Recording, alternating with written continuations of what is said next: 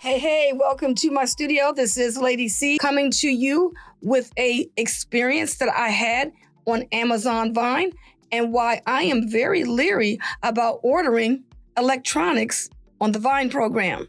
I've learned that the first red flag for a product is often the manufacturer's name. So if I see a brand name like Sony, JBL, or Bose, I know they have a reputation to uphold.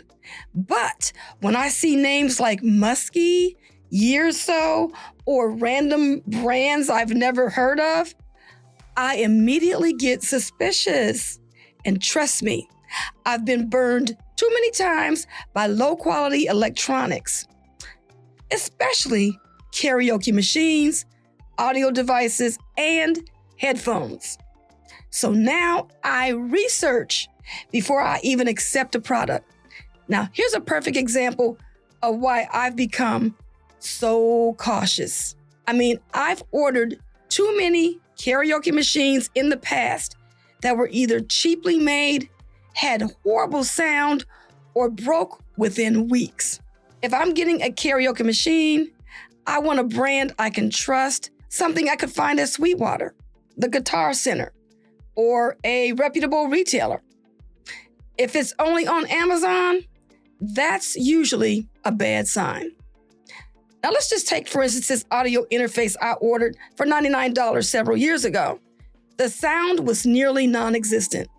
For an audio interface, you would think that the sound quality would be the number one priority, but not with this one. The volume was so low that you could barely hear anything. If you're into music production, you know a bad interface ruins everything. So this was a complete waste of time.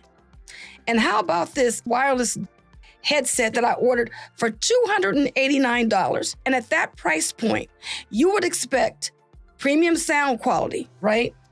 Nope. This headset had so much static that it was almost unusable. That's a big problem when you're paying that kind of money for something that's supposed to deliver clear communication. And then I had ordered a Lightbox photography, 10 by 10. It was $29.99, but it was cheap construction. This was supposed to be a simple photography Lightbox, but the cord was hanging on by a thread from the start. And sure enough, after a few uses, the light completely stopped working. Just another case of a cheap product with no durability. And then, what about this Yearso wireless earbuds I ordered that were valued at $44.99? The wireless earbuds should at least sync properly with videos, right?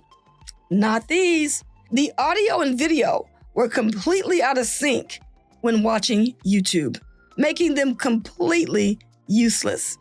And again, Yearso. Never heard of them before. They may be a good company, I don't know, but my experience was not good. But this is why I'm super selective. This is exactly why I've changed how I pick products from the Vine. If the manufacturer sounds like a random brand I've never heard of, I immediately Google them. If they don't show up on trusted sites like Sweetwater, Guitar Center, or major retailers, I skip it. Because at the end of the day, if I accept a $299 karaoke machine from Vine, that's $299 in taxable income. And if the product is garbage, I'm basically paying taxes on junk. And that just doesn't make sense. So, what do you think? Have you ever been burned by a no-name brand?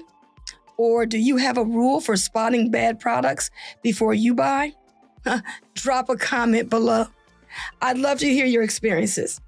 In the meantime, hope you enjoyed this video. Hit that like button and subscribe, and I'll see you on the next one.